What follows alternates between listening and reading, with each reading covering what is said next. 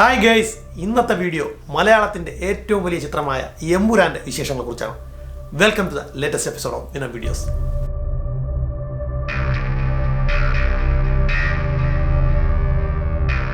ഇന്നത്തെ വീഡിയോയിൽ പല സെഗ്മെൻറ്റുകളുണ്ട്. എമ്പുരാൻ്റെ പ്രീ റിലീസ് ബിസിനസ് തന്നെയാണ് പ്രധാനമായിട്ടും ഫോക്കസ് ചെയ്യുന്നത്.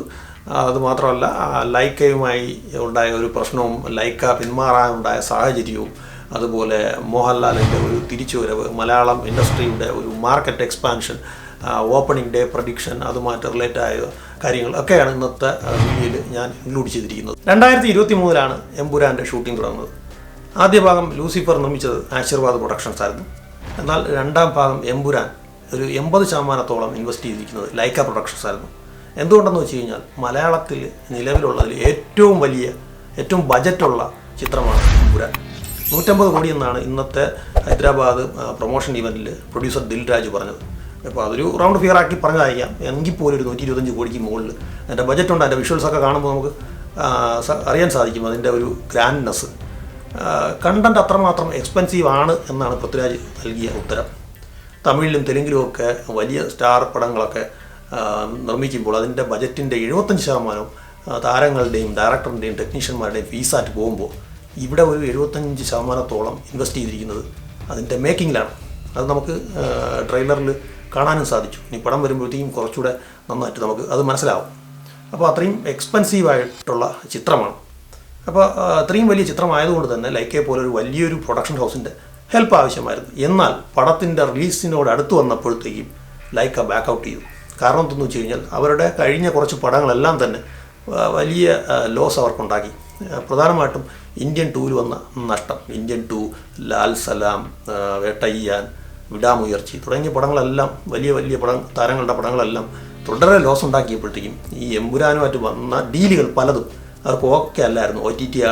OTT ഡീലാണേലും ശരി തന്നെ, ഓവർസീസ് അഡ്വാൻസ് ആണെങ്കിലും തിയേറ്ററിക്കൽ അഡ്വാൻസ് ആണെങ്കിലും ശരി തന്നെ അവർ കുറേ കൂടിയൊക്കെ എക്സ്പെക്റ്റ് ചെയ്തു. എന്നാൽ ആൻ്റണി പെരുമ്പാവൂറിന് ഒറ്റയ്ക്ക് ഒരു ഡിസിഷൻ എടുക്കാൻ പറ്റിയൊരു സിറ്റുവേഷൻ അല്ലായിരുന്നു അദ്ദേഹത്തിന്. അപ്പോൾ അവസാനം അവർ ഇൻവെസ്റ്റ് ചെയ്ത തുക ഗോകുലം ഗോപാൽ എന്ന് പറയുന്ന നമ്മുടെ പ്രൊഡ്യൂസർ കൊടുത്തുകൊണ്ട് അവർ ഈ ഡീലിൽ നിന്ന് പിൻവാങ്ങുകയുണ്ടായി. ഇനിയും അത് മൊത്തം ഡീൽ ക്ലോസ് ആയിട്ടില്ല. ഇനി ഒരു 10% കണ്ടോ ഒരു ബാലൻസ് ഉണ്ട്. അത് തിയേറ്ററിക്കൽ ഷെയറിൽ നിന്നങ്ങോട്ടോ കൊടുക്കുമെന്നാണ് ഞാൻ അറിഞ്ഞത്. ലൈക്കയെ സംബന്ധിച്ചൊരു മോശം ഡിസിഷൻ തന്നെയായിരുന്നു ഇതിൽ നിന്ന് ബാക്ക് ഔട്ട് ചെയ്യാനുള്ള തീരുമാനം എന്നാണ് എൻ്റെ അഭിപ്രായം. കാരണം ഇത് ഇത്രയും പ്രോമിസിങ് ആയിട്ടുള്ളൊരു പ്രോജക്റ്റ് എന്തായാലും അവർക്ക് പ്രോഫിറ്റ് വരുമായിരുന്നു.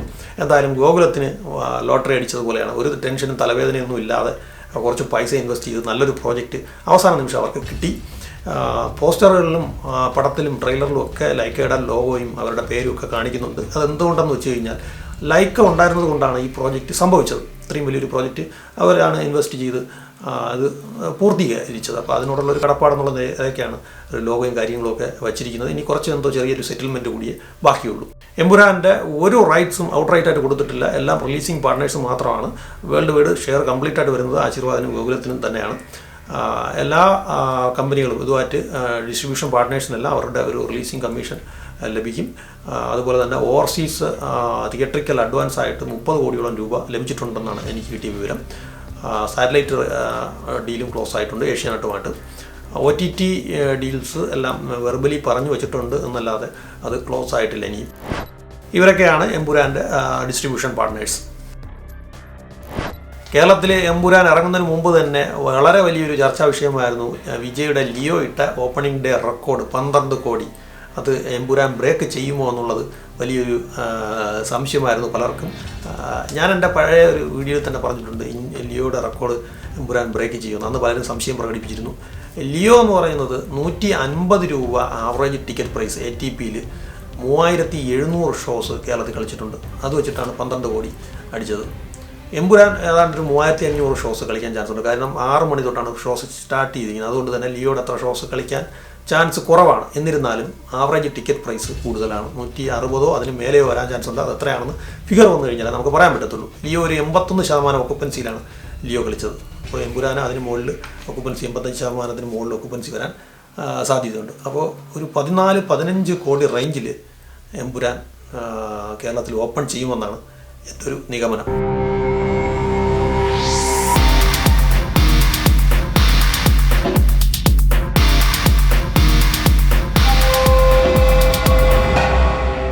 കേരളത്തിൽ 700-ലധികം സ്ക്രീൻസിലാണ് എമ്പുരാൻ ചാർട്ട് ചെയ്തിരിക്കുന്നത്. കേരളം കഴിഞ്ഞാൽ മോളിവുഡിൻ്റെ ഏറ്റവും വലിയ മാർക്കറ്റ്, മലയാളിയുടെ സെക്കൻഡ് ഹോം എന്നൊക്കെ പറയുന്ന UAE-GCC ആണ്. അവിടെ നിന്നാണ് ഓവർസീസിൻ്റെ സിംഹഭാഗവും കളക്ഷൻ വരുന്നത്. UAE-GCCയിൽ 1200 ലൊക്കേഷനുകളിൽ പടം റിലീസാകുന്നുണ്ട്. 1721 സ്ക്രീനുകളിൽ എമ്പുരാൻ കളിക്കുന്നുണ്ട്. അവിടെ UAE-GCCയിൽ ഒരു ക്ലാഷ് കൂടിയുണ്ട്. ഈദ് സമയം കൂടിയാണ്. സൽമാൻ ഖാൻ്റെ സിക്കന്ദർ, ആ പടത്തിന് വലിയ പ്രീ റിലീസ് ബസ്സോ വലിയ ഹോപ്പൊന്നുമില്ല, അതുകൊണ്ട് തന്നെ പടം പോക്കാണ്. എന്നിരുന്നാലും ഒരു ക്ലാഷ് ഈ ടൈമിൽ അവിടെ വരുന്നുണ്ട്. അത് സൺഡേ ആണ് റിലീസ്, എമ്പുരാൻ 27-നാണ്. അപ്പോൾ അതുകൊണ്ട് തന്നെ ഓപ്പണിങ്ങിൽ അത് ഒന്നും വലിയ രീതിയിൽ അഫക്റ്റ് ചെയ്യത്തില്ല. എമ്പുരാൻ ഒരു മിഡിൽ ഈസ്റ്റിൽ 2.5 മില്യൺ റേഞ്ചിൽ ഓപ്പൺ ആവാൻ ചാൻസ്. മിഡിൽ ഈസ്റ്റ് കഴിഞ്ഞാൽ അടുത്ത മേജർ സർക്യൂട്ട് നോർത്ത് അമേരിക്കയാണ്, USA-യും കാനഡയും.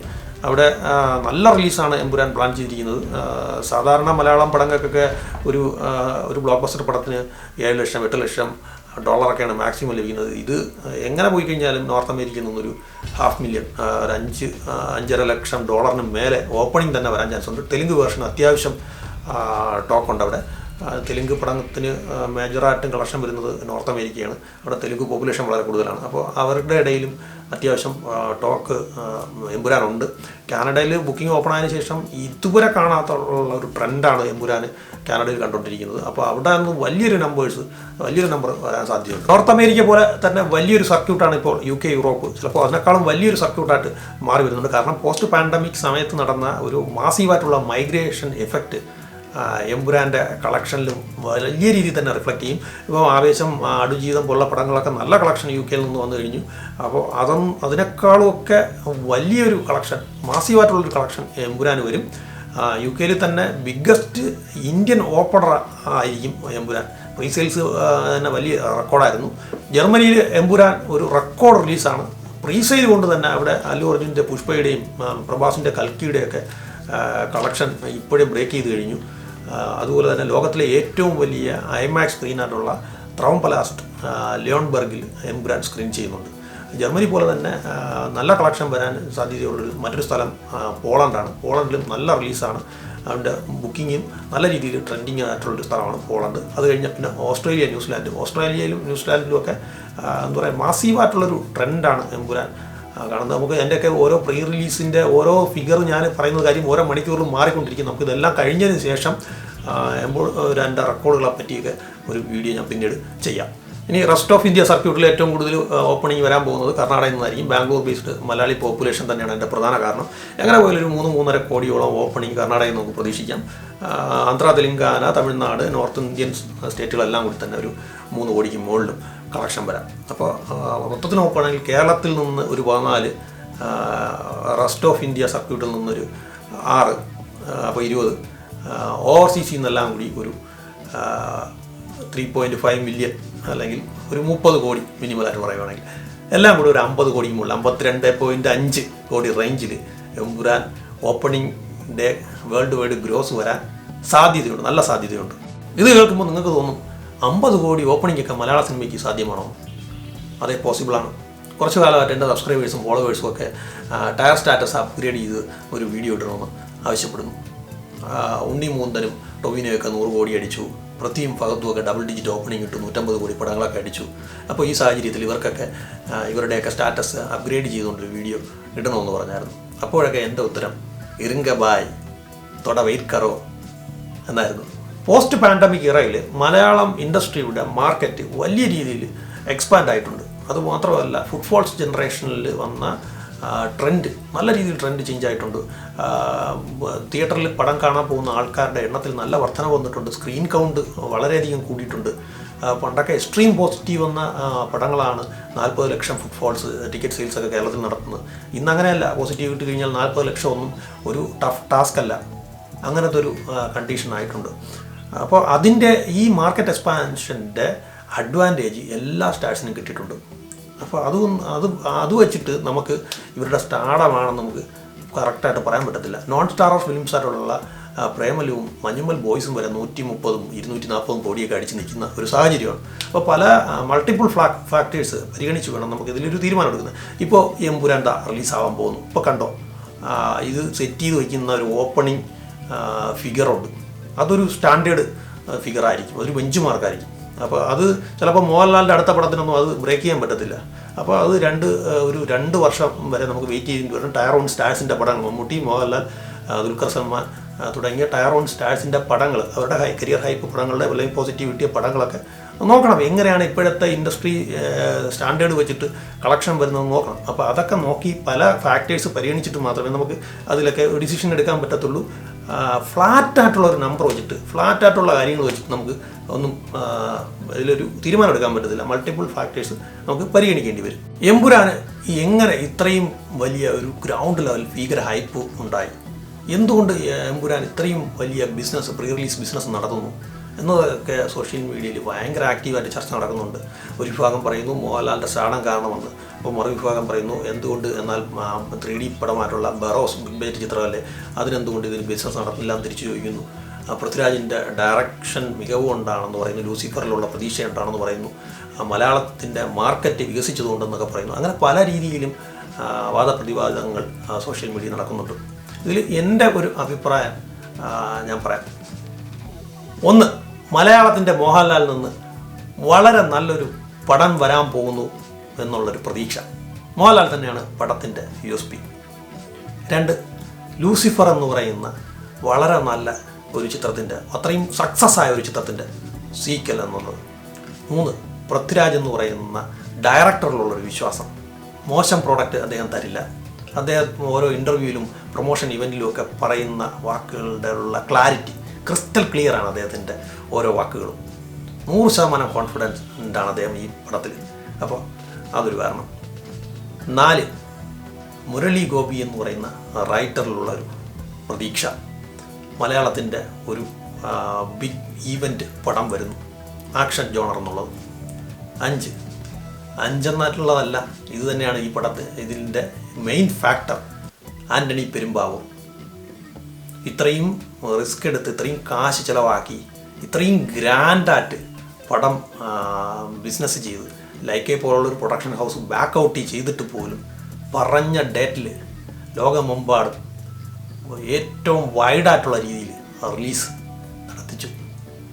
ആൻ്റണി പെരുമ്പാവൂർ ഇല്ലായിരുന്നെങ്കിൽ ഇത് സംഭവിക്കില്ലായിരുന്നു.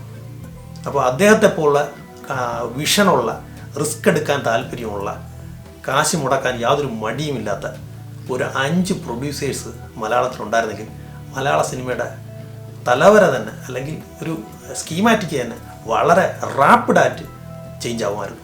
മലയാളത്തിൻ്റെ ഏറ്റവും ചിലവേറിയ ചിത്രമാണ് എമ്പുരാൻ. ബിഗ് ബജറ്റ് ചിത്രങ്ങൾ വിജയിക്കുന്നില്ല എന്നുള്ളൊരു ശാപം പോലെ മലയാള സിനിമയെ പിന്തുടരുന്നൊരു കാര്യമാണ്. 90കളിൽ ഒരുപാട് ബിഗ് ബജറ്റ് ചിത്രങ്ങൾ മലയാളത്തിൽ ഇറങ്ങിയിട്ടുണ്ട്. അന്നേരം മലയാളത്തിലെ ഒരു പ്രൊഡക്ഷൻ ക്വാളിറ്റി നോക്കിക്കഴിഞ്ഞാൽ തെലുങ്ക് പടവും തമിഴ് പടവും മലയാളം തമിഴ് എന്നൊക്കെ പറഞ്ഞുള്ളൊരു വ്യത്യാസം നമുക്ക് കാണാൻ പറ്റത്തില്ല. അത്രയും ടോപ്പായിരുന്നു പ്രൊഡക്ഷൻ ക്വാളിറ്റി. അത് പിന്നീട് അങ്ങോട്ട് ബിഗ് ബജറ്റ് ചിത്രങ്ങൾ മലയാളത്തിൽ ഇറങ്ങുന്നത് അങ്ങോട്ട് കുറഞ്ഞു. മലയാളത്തിൻ്റെ ഒരു പ്രൊഡക്ഷൻ ക്വാളിറ്റിയെ 2000 ഡെക്കേഡിൽ ഭയങ്കരമായിട്ട് ബാധിച്ചു. കാരണം എന്ന് വെച്ച് കഴിഞ്ഞാൽ 90കളിൽ ഈ പറയുന്ന സൈന്യം, കാലാപാനി, യുവതുർക്കി, തക്ഷശില, ദുബായ്, അങ്ങനെയുള്ള വലിയ വലിയ പടങ്ങളുടെ വരുത്തി വെച്ച സാമ്പത്തിക നഷ്ടം കാരണം പിന്നെ പ്രൊഡ്യൂസേഴ്സ് പടം പൈസ ഇറക്കാതായി. ഒരു സീസണിൽ ആലോചിച്ച് നോക്കണം, ഒരു സീസണിൽ മലയാളത്തിൽ തന്നെ ഏറ്റവും ചിലവേറിയ 3 ബിഗ് ബജറ്റ് ചിത്രങ്ങൾ ഒരുമിച്ച് ഇറങ്ങിയിട്ടുണ്ട്. ഇന്ദ്രപ്രസ്ഥവും, ദ പ്രിൻസ്, യുവതുർക്കിയും ഒക്കെ. ഇന്ന് അങ്ങനെ ഒരു സെനാരിയോ കാണാൻ പോലില്ല. പിന്നെ അതിന് കുറേ കാലത്തിന് ശേഷം പിന്നെ പഴശ്ശിരാജ വന്നു, മരക്കാർ വന്നു, അങ്ങനെ മാമാങ്കം വന്നു, അങ്ങനെ ഒരുപാട് ബിഗ് ബജറ്റ് ചിത്രങ്ങൾ വന്നിട്ടും ഒന്നും തന്നെ സാമ്പത്തിക വിജയം നേടിയില്ല. ഏറ്റവും അവസാനം ഭയങ്കരമായിട്ട് ഓടി കളക്ഷനൊക്കെ വന്ന ആട് ജീവിതം പോലും സാമ്പത്തികമായിട്ട് നേട്ടം ഉണ്ടാക്കിയില്ലെന്നാണ് ബസ്സി പറയുന്നത്. അപ്പോൾ ഈ എമ്പുരാൻ എന്ന് പറയുന്ന പടം വിജയിക്കേണ്ടത് മലയാള സിനിമയുടെ തന്നെ ഒരു ആവശ്യമാണ്. എങ്കിൽ മാത്രമേ ഇത്തരത്തിലുള്ള പടങ്ങൾ ഇനിയും നിർമ്മിക്കപ്പെടത്തുള്ളൂ. ദിൽരാജ് ഇന്നത്തെ പ്രൊമോഷൻ ഇവൻറ്റിൽ പറഞ്ഞില്ലേ, 150 കോടി എന്ന് പറയുന്നത് ഒരു പടം മലയാളത്തിലെന്ന് പറഞ്ഞു കഴിഞ്ഞാൽ അദ്ദേഹം വളരെ അത്ഭുതത്തോടു കൂടിയാണ് അതിനെപ്പറ്റി സംസാരിച്ചത്, മലയാളം പോലൊരു ചെറിയ ഇൻഡസ്ട്രിയിൽ നിന്ന്.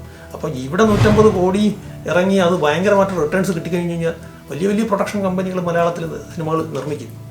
അപ്പോൾ എമ്പുരാൻ വിജയമാകേണ്ടത് നമ്മുടെ ഇൻഡസ്ട്രിയും കൂടെ ആവശ്യമാണ്. ഇനി പറയാനുള്ളത് മോഹൻലാലിൻ്റെ തിരിച്ചുവരവിനെക്കുറിച്ച്.